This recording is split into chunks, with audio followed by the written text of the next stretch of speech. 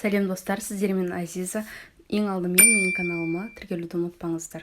Бүгін біз сіздермен қонақ келген кезде өте жылдам дайындалатын себеттегі тәтті жемістерді дайындап үйренетін боламыз. Бізге ол үшін ашытқысыз қамыр қажет болады. Мен ылғи да осындай дүкеннен дайын тестаны алып, морозилькеге салып қоямын. Кез келген уақытта маған өте ыңғайлы. Кез келген, мысалы самса деген сияқты пісіргім келсе, өте жылдам пісіре қоямын. Яғни мен уақытымды үнемдеймін. Және де менде осындай қатырылған құлпынай бар, мята бар. Және де креміне сливки мен сахарная пудра қажет болады. Міне барлық заттар осы 5 қана зат керек болады.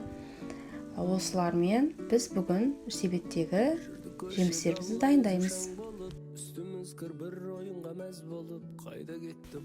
Ең алдымен жаңағы слоеный тестамызды осылай жұқа етіп жайып аламыз да, шетінен міне видеодағыдай орап апарамыз.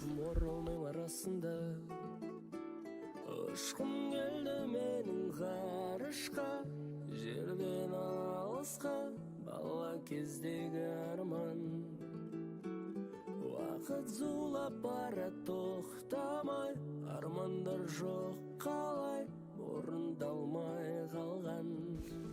Міне домаланған қамырымызды осындай кішкентай бөліктерге кесіп алып, себет сияқты ортасын осылай видеодағыдай жасап аламыз.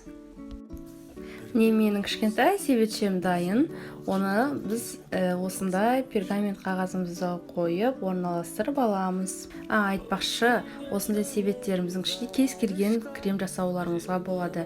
Әркім өз қалауы бойынша крем жасап құюына болады. Міне мен құлпынайларымды орналастырып, сәндік үшін мяталарымды шетіне қойып шықтым.